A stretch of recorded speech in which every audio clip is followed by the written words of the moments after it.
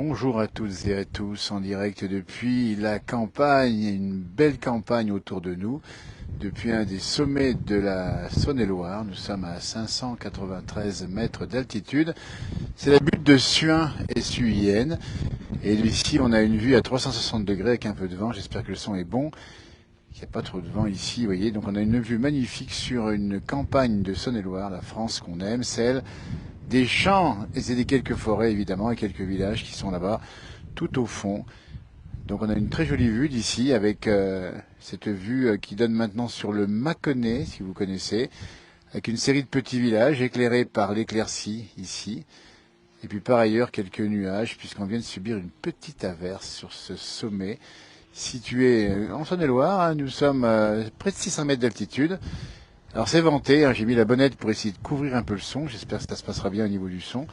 Et puis on voit ici eh bien les bocages avec quelques forêts ici, et puis les sommets au fond qui sont ceux déjà du Beaujolais, plus loin là-bas. On n'est pas loin de Charolles, si vous connaissez, de Mâcon, de Cluny, vous voyez, hein, des hauts lieux de la gastronomie, de l'histoire de France, avec ce nuage qui vient ici juste assombrir un tout petit peu le paysage, mais c'est tellement beau. Alors, Suin est un village perché, c'est une butte qui domine à 593 mètres d'altitude. C'est vous dire, hein, l'église là-bas en face. J'espère que vous ne sentez pas le vent. Moi, je sens bien le vent est frais ici, hein, à peu près à 7, 6, 7 degrés. L'église ancienne ici, et puis une magnifique vierge qui est tournée vers l'ouest, plein ouest, et qui ressemble à celle de Fourvière à Lyon, pour ceux qui connaissent, avec le paratonnerre à côté. Donc, c'est vous dire si les orages ici doivent décharger de l'électricité. La Vierge vous protège, le paratonnerre aussi. Et puis sur ce sommet, il y a beaucoup de rochers. Vous voyez, on est sur une zone de granit avec des plantes qui sont souvent ici des genêts. Et puis ce que vous avez en bleu, c'est une particularité, c'est la ligne de partage des eaux. D'un côté, hop, la goutte d'eau, elle part du côté de l'Atlantique, et de l'autre côté, elle va partir en Méditerranée. C'est vous dire, si les gouttes d'eau, là, elles ont une chance de partir au soleil et par ailleurs d'aller vers l'ouest éventuellement. Alors, on va vous décrire un peu le paysage, hein, puisqu'on est dans une zone d'élevage, principalement. C'est le Brionnais, c'est le Charolais et c'est le Clunisois. Et ça veut dire que on a choisi aussi ce direct pour parler de cette France qu'on oublie parfois un peu, celle qu'on aime évidemment, mais celle que vous aimez aussi, avec habitats dispersés très largement ici, avec les petits villages qui scintillent là-bas au soleil avec les quelques maisons que l'on voit ici. Et puis ce jeu d'ombre et de lumière qui aujourd'hui, à l'heure où je vous parle, est celui du temps qu'il fait ici avec des averses. On vient de quitter une averse ici et on n'a pas de... Oui, c'est des pas japonais, Philippe, hein, c'est ça qui indique cette ligne de séparation des eaux. Alors là-bas, on donne sur le Mont Blanc, et c'est même marqué sur la table d'orientation, parce qu'on est quand même, on n'oublie pas nos racines. Notre point de départ, c'est le Mont Blanc, 4810 mètres. On a Genève, dans cette direction-là. Donc, amis Genevois, amis des Hauts-de-Savoie, ben, on vous regarde depuis la Saône-et-Loire, vous voyez, c'est joli comme tout.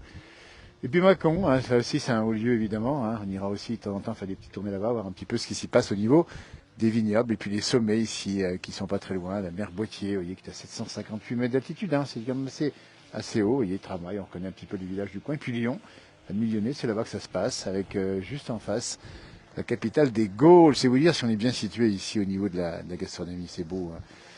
Alors c'est beau, il y a un peu moins de soleil maintenant, parce qu'il y a un petit nuage qui nous barre la lumière, c'est un peu dommage, mais bon, ça va peut-être revenir, mais regardez-moi comme c'est bleu ici, hein, c'est magnifiquement bleu. Et puis ce village de Suin, quand même, il faut dire, ici, perché sur ce sommet incroyable. Habiter ici, c'est s'exposer au vent d'ouest. Là-bas, c'est l'ouest, là-bas, c'est le plein ouest. Vous voyez la plaine de la Loire, là-bas, de l'autre côté. L'ouest, c'est là-bas, Charolles. Regardez, c'est marqué ici. Ami du Charolais, Paray de Monial également. Et puis Vérovre en bas, ici. C'est un haut lieu aussi de la chrétienté, cette région. Avec un beau ciel bleu à 16h22, si vous nous regardez. C'est bien vert, nous dit Christine, elle a raison. C'est vert. Alors, cette église ici a été précédée par d'autres lieux de culte anciens, les Celtes qui étaient installés ici, les Romains qui sont installés. Donc ça veut dire qu'on avait choisi cet endroit pour des raisons assez évidentes de surveillance, hein, des axes qui vont sur le Mâconnais, qui est à ma droite ici, on va le voir maintenant, le Mâconnais qui est plus ensoleillé, vous voyez là-bas, et puis du côté de Charolles, vous voyez, donc c'est un petit peu la croisée des chemins, avec cette plaine de la Saône qui est là-bas derrière. Hein. Donc voilà, et oui, ces couleurs sont belles, hein. C'est une nuance de gris, pas de gris, pardon, de vert et de bleu. Hein. Pas, il y a 50 nuances de vert et de bleu ici.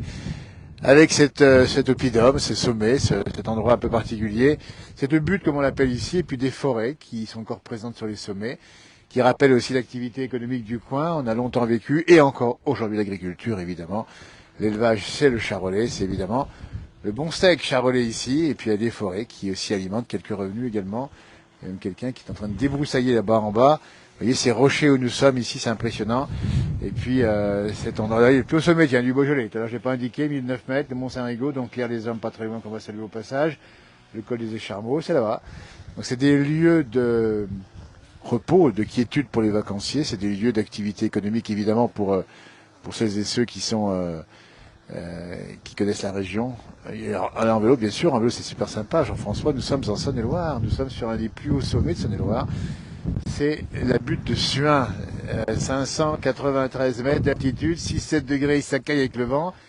Et puis on a juste en face le Mont Saint-Vincent, qui est un autre sommet, qui est un peu plus haut, 601 mètres. On est battu de quelques mètres ici, on voit en face là-bas, où il y a des vents records souvent là-haut, puisque là-bas on a eu l'autre jour 130 km/h de vent. Là aussi, je vous dis pas, ça souffle quand même pas mal. Ligne de partage des eaux, bonne viande, bon vin. Écoutez, et c'est la France des terroirs qu'on aime, qui est pas toujours connue, hein, on n'y passe pas forcément très souvent, mais en réalité, il faut y venir et s'y poser de temps en temps et y faire des balades à pied évidemment, ou encore en vélo, en voiture évidemment. Voilà, écoutez, c'est magnifique. Moi, j'aime bien cet endroit parce que c'est vraiment sympa. Et salut Sam, et bonjour à tout le monde évidemment. Brigitte qui connaît bien cette région. Ah, il faut y venir ici, hein. Allez, voilà, je vais vous montrer un peu. Ça, j'aime bien ces couleurs. Regardez-moi ça. J'en baisse la voix tellement c'est beau. Et des couleurs un peu. J'ai essayé de zoomer dessus pour que ça stabilise un petit peu l'image. Et comme ça a beaucoup plu la nuit dernière, là c'est bien vert. Et on sent que le printemps va décoller bientôt. Ça va partir comme une flèche. Vous allez voir ici, ça va bientôt feuillir. Ça sera magnifique. Vous voyez, il manque un peu de soleil à l'instant, pas de peau, parce qu'il y a un nuage qui nous colle dessus. Là. Il nous colle à la peau, parce que c'est un peu le sommet qui doit récupérer un peu les nuages et les pluies. Alors voilà, donc c'est une interrogation. Les habitants vivent ici, ça a été une ancienne zone d'habitation. Et c'est vrai que les gens, les villages continuent à vivre ici. Il y a la mairie pas très loin d'ici. Et on va saluer, c'est la mémoire de l'ancien maire de Suin qui a été fusillé ici même en 1944, puisque c'est un lieu de défense. Il y a eu des combats parfois violents ici, hein, mais anciennement, sur une guerre mondiale évidemment.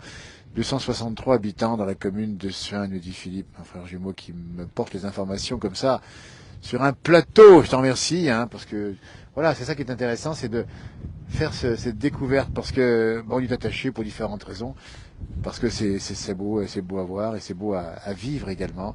Regardez-moi ça, ces petites maisons éclairées par le soleil, avec ce ciel bleu mais nuageux. Là-bas, les Alpes, je peux vous dire que ça doit continuer à neiger probablement, puisque ces nuages vont s'entasser sur les Alpes. Il y a un bon vent d'ouest ici, hein, je vous dis pas, il n'est pas très chaud.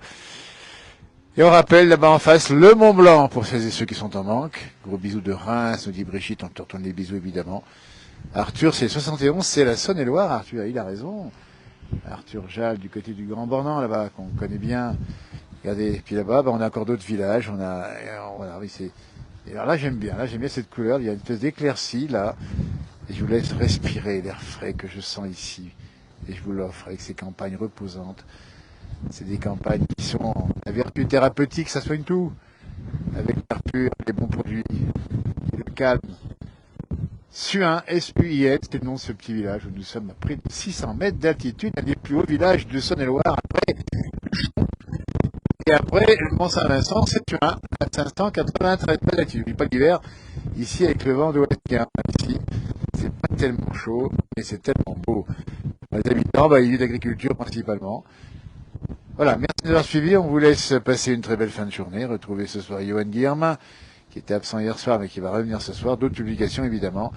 Et puis, en cadeau, on vous offre encore ce soleil qui va apparaître dans un instant. Tiens, allez, maintenant seulement le bourg, il s'est caché pendant le direct. Coucou des Landes, on rentrera en Haute-Savoie dimanche, me dit Nicole. Je comprends qu'elle Haute-Savoie peut suivre éventuellement, même si c'est très beau également les Landes.